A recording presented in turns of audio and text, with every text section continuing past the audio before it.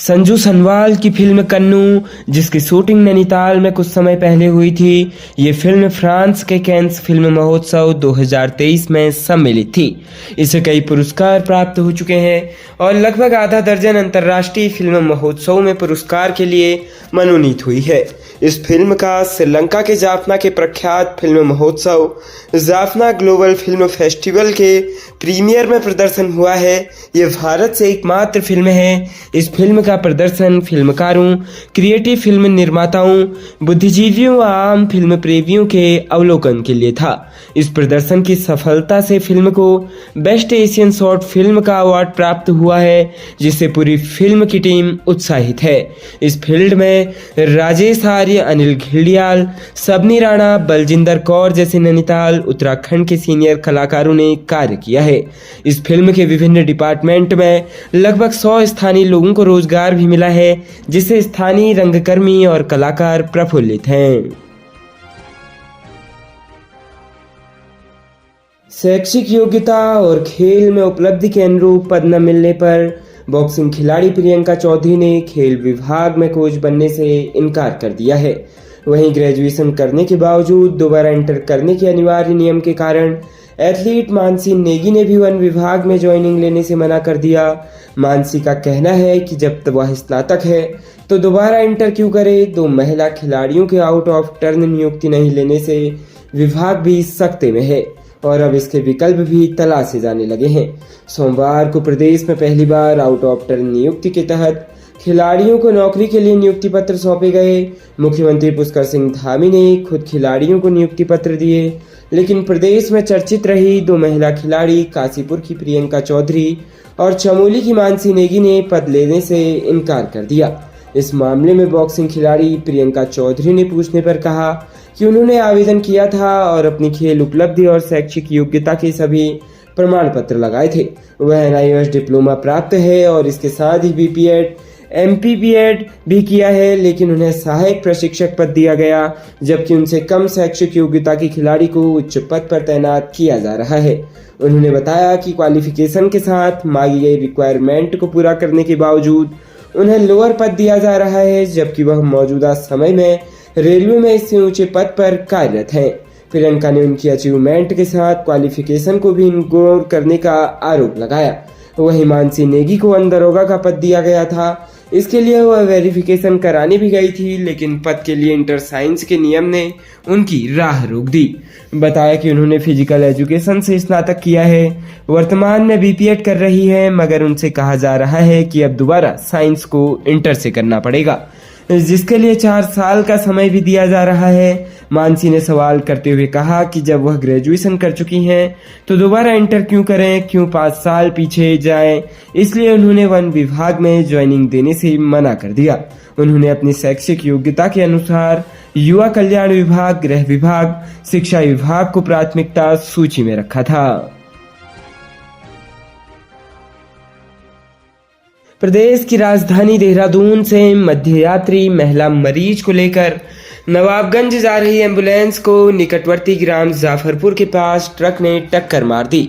इस दुर्घटना में एम्बुलेंस में सवार महिला मरीज व उसके पुत्र की जान चली गई, जबकि एम्बुलेंस चालक सहित मृतका के जेठ के 2 पुत्र गंभीर रूप से घायल हो गए, जिन्हें उपचार के लिए भोजीपुरा स्थित निजी चिकित्सालय ले जाया गया। मामले की जानकारी मिलने पर पुलिस ने जिला चिकित्सालय पहुंचकर मृतका के शव को अपने कब्जे में लिया, जबकि उसके पुत्र का शव भोजीपुरा चिकित्सालय में है। जानकारी के अनुसार ग्राम हरदुआ किफायतुल्ला, थाना नवाबगंज, बरेली निवासी 42 वर्षीय मधुलता पत्नी दिनेश अल्मोड़ा के एक विद्यालय में शिक्षिका के रूप में कार्य करती थी। करीब 15 दिन पूर्व उनका ग्राम जैती जाने के दौरान एक्सीडेंट हो गया था, जिसके बाद उनका देहरादून के एक चिकित्सालय में उपचार किया गया। बताया जा रहा है कि गत दिवस शिक्षिका मधुलता को लेकर पुत्र देवांश, जेठ हरीश के 2 पुत्र विकास और मोहित एम्बुलेंस से वापस नवाबगंज की ओर रवाना हुए। एम्बुलेंस जब यहां मध्य यात्री निकटवर्ती ग्राम जाफरपुर के पास पहुंची तो ट्रक ने उसे टक्कर मार दी। इस दुर्घटना में एम्बुलेंस में सवार सभी लोगों को गंभीर चोटें आ गई।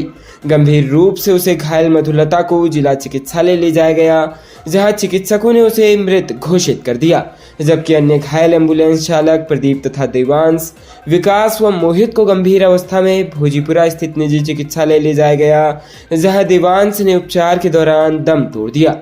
इधर घटना की जानकारी मिलते ही मृतका के परिजन जिला चिकित्सालय पहुंचे और उनमें कोहराम मच गया। वहीं मृतक देवांश का शव भोजीपुरा के चिकित्सालय में मौजूद है। इधर पुलिस ने जिला चिकित्सालय पहुंचकर मृतका शिक्षिका मधुलता का शव अपने कब्जे में लेकर पोस्टमार्टम के लिए भिजवाया। बताया जा रहा है कि मृतक देवांश इकलौती संतान थी। उसके पिता दिनेश घर में ही कोचिंग का कार्य करते हैं। आज़ादी के बाद से केंद्र की सत्ता में उत्तराखंड के राजनेताओं की धमक रही है। अपने राजनीतिक कौशल से उन्होंने न सिर्फ राष्ट्रीय राजनीति में अपनी अलग पहचान बनाई, बल्कि केंद्र में कई अहम मंत्रालयों की कमान भी संभालकर इस पर्वतीय भूभाग का गौरव बढ़ा है।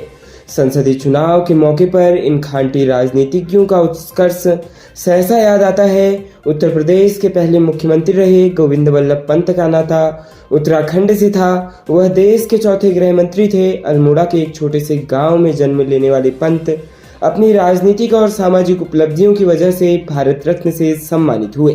केंद्र में रसायन व उर्वरक मंत्री के साथ ही वित्त मंत्री रहे। हेमवती नंदन बहुगुणा उत्तर प्रदेश के मुख्यमंत्री रहे। उन्होंने लोकदल बहुगुणा पार्टी बनाई।